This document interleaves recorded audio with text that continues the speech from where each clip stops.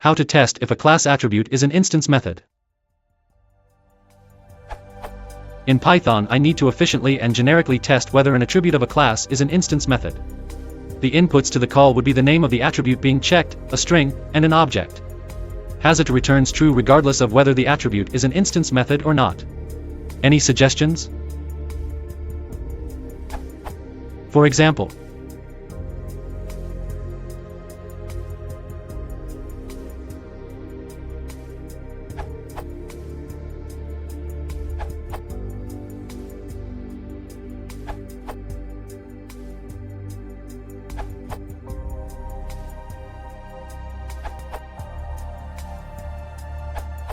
you can use the inspect module.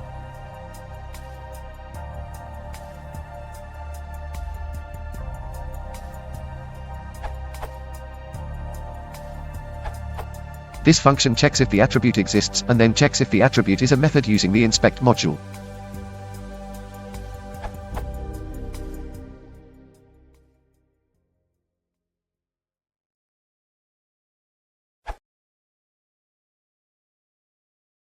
If you want to support the channel, please consider liking and subscribing.